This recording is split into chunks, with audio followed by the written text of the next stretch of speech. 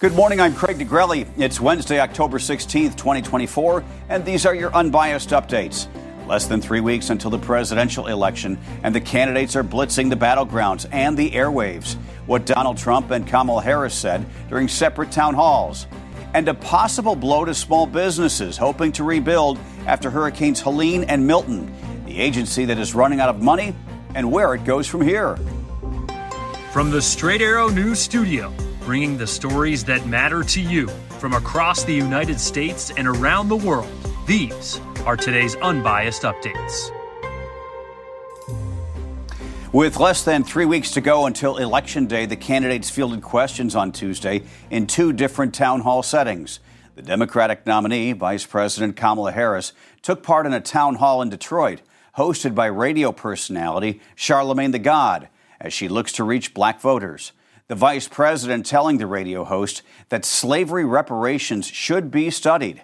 Harris saying while she is running for president for everyone, she, quote, is clear-eyed about the history and the disparities that exist for specific communities. The vice president urged black Americans not to sit out on Election Day. The solutions that we all want are not going to happen in totality because of one election. But here's the thing. The things that we want and are prepared to fight for won't happen if we're not active and if we don't participate. We cannot allow circumstances to take us out the game, because then basically what we're saying is all those people who are obstructionists, who are standing in the way of change, they're winning. Because they're convincing people that it can't be done, so take yourself out. Don't participate. Look at that circle. Look at that vicious circle then. So let's not fall for it. The Republican nominee, former President Donald Trump, participated in a Fox News town hall in Georgia, moderated by host Harris Faulkner. The town hall had an all-woman audience, with the women posing questions to Donald Trump on issues such as the economy, immigration, and abortion. According to reports of the event, which will air later today on Fox News, Trump said some states are, quote, too tough when it comes to restrictions on abortion, and those laws are going to be redone. Later, Donald Trump held a rally in Atlanta where, like Kamala Harris did earlier, he turned his attention to black American voters. And the African American community and the Hispanic community is being devastated with the jobs. The numbers are down 6, 7, 8, 9%. They're going to work and they're saying, I'm sorry, we're not going to take you anymore. People that have worked there and worked there well for years are now being told they no longer have a job because they have illegal immigrants coming in and taking their job.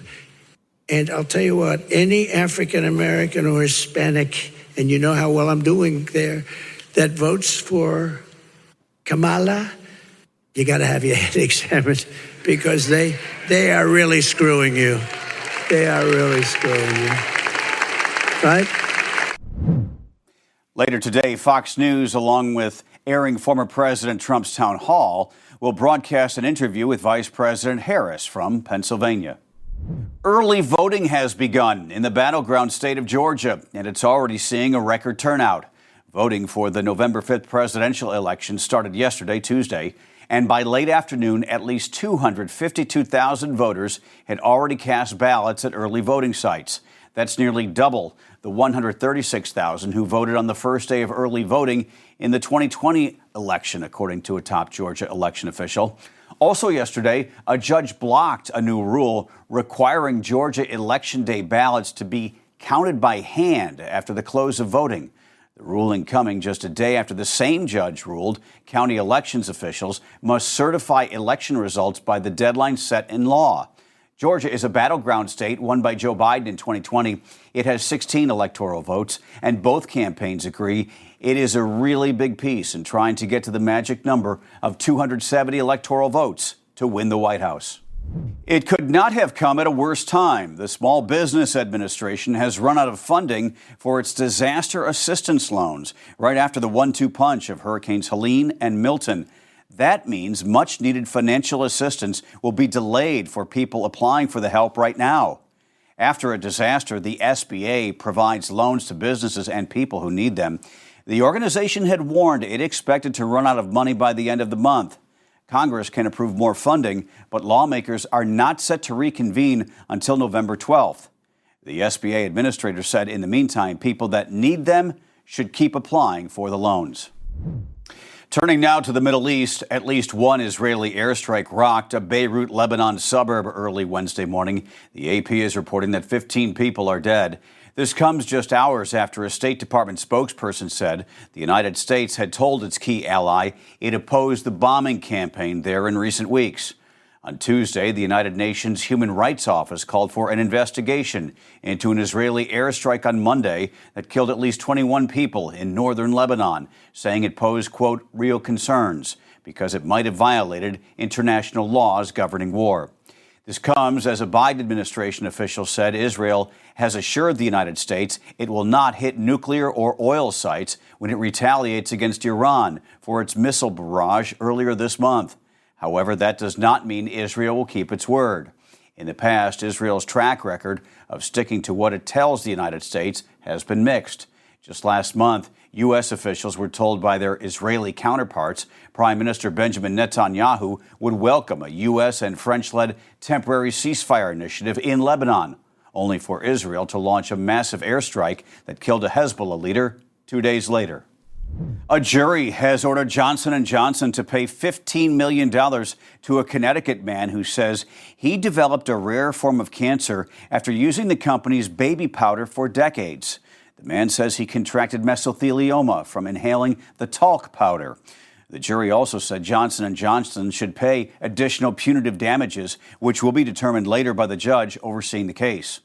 Johnson & Johnson's vice president of litigation says the company will be appealing the decision, saying, quote, erroneous rulings by the judge kept the jury from hearing critical facts about the case.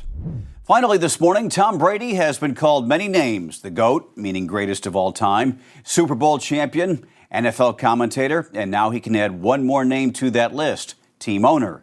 NFL team owners on Tuesday voted to approve Brady's purchase of a minority stake in the Las Vegas Raiders. The former NFL quarterback saying in a statement he is eager to contribute to the Raiders organization in any way. Because of his new title, Brady faces some restrictions in his other role as a Fox broadcaster, including being barred from weekly production meetings with the players and coaches in the games that he will cover. But those limitations do not seem to bother the seven-time Super Bowl champ, who called becoming an owner, quote, a blessing to know I'll be involved in the greatest league in the world for the rest of my life. And the Raiders have quarterback problems. No, I won't go there. Those are your unbiased updates for this Wednesday. We'll see you back here tomorrow. For all of us here at Straight Arrow News, I'm Craig DeGrelli. Have a great day.